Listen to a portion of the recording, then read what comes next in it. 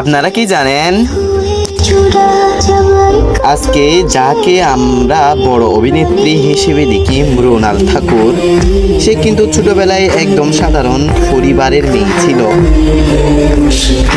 সে ছোটবেলায় একজন সাধারণ পরিবারের মেয়ে ছিল। তার জীবন এতে সহজ ছিল না। ছোট শহর থেকে উঠে এসেছে, হাজার হাজার কষ্ট পার করে আজ সে বলিউডে নিজের জায়গা বানিয়েছে। কিন্তু তার ছোটবেলার জীবন কেমন ছিল, তার পরিবার কেমন ছিল, তা নিয়ে আমি আপনাদের বিস্তারিত আজকে বুঝিয়ে দেব। আজকে আমি আপনাদের সেই গল্পটাই বলবো। তার জন্ম ও পরিবার। মৃণাল ঠাকুর জন্মগ্রহণ করেন 1 আগস্ট 1992 সালে। এখন প্রায় ওর বয়স 34 বছর। ভারতের মহারাষ্ট্র রাজ্যে সে একটি সাধারণ মধ্যবিত্ত পরিবারে জন্ম নেয়। তার বাবার নাম উদয় ঠাকুর।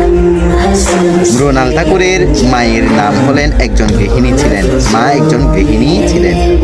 তার পরিবার খুবই সাধারণ ছিল। তার কোনো বড়লোক পরিবার ছিল না। ছোটবেলা থেকেই তার পরিবার তাকে ভালো শিক্ষা দিতে চেয়েছিল। পড়াশোনা জীবন। ছোটবেলা থেকে মৃণাল ঠাকুর পড়াশোনায় ভালো ছিল। সে স্কুলে নিয়মিত যেত এবং তার শিক্ষকরা তাকে পছন্দ করতেন। পরে সে কলেজে ভর্তি হয়। সে মিডিয়া ও সাংবাদিকতা নিয়ে পড়াশোনা করেছিল। কিন্তু তার মনে একটা বড় স্বপ্ন ছিল। সে অভিনয় করতে চেয়েছিল, টিভিতে কাজ করতে চেয়েছিল। ছোটবেলা থেকে মৃণাল ঠাকুর টিভিতে অভিনেত্রীদের দেখত আর মনে মনে ভাবত একদিন সেও টিভিতে আসবে, মানুষ তাকে চিনবে। কিন্তু তার জন্য তাকে অনেক কষ্ট করতে হয়েছে। অডিশনে যাওয়া, বারবার রিজেক্ট হওয়া, আবার চেষ্টা করা। তাকে অনেকবার অডিশন থেকে রিজেক্ট করা হয়েছে। ওকে মুভি করা থেকে বাদ দেওয়া হয়েছে অনেকবার। এভাবেই তার যাত্রা শুরু হয়েছিল।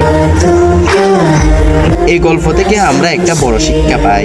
সফল হতে হলে কষ্ট করতে হবে, ধৈর্য রাখতে হবে। আল্লাহ তাআলা কোরআনে বলেন, নিশ্চয় আল্লাহ ধৈর্যশীলদের সাথে আছেন। ধৈর্যশীল মানে কি? যে মানুষ কষ্টের সময় হাল ছাড়ে না। আল্লাহ সাথে আছেন মানে আল্লাহ তাকে সাহায্য করেন। তাই আমাদের ও কষ্টের সময় হাল ছাড়া যাবে না। ধৈর্য ধরতে হবে, চেষ্টা চালিয়ে যেতে হবে। তাহলেই একদিন আমরা সফল হতে পারব। যদি ধৈর্য না ধরেন, হাল ছেড়েন, তাহলে আপনি কোনো কিছুর আশা করে পাবেন না। যদি সব কিছু সহজ হতো, তাহলে মানুষ আজকে অ্যাভেলেবেল অনেক বড় বড় পর্যায়ে চলে যেতে পারত। তাই জন্য আপনারা যারা ধৈর্য ধরতে পারে, আসলেই তারা সফল হয়, বুঝছেন?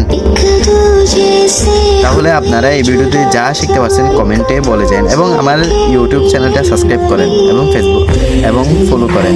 আসসালামু আলাইকুম।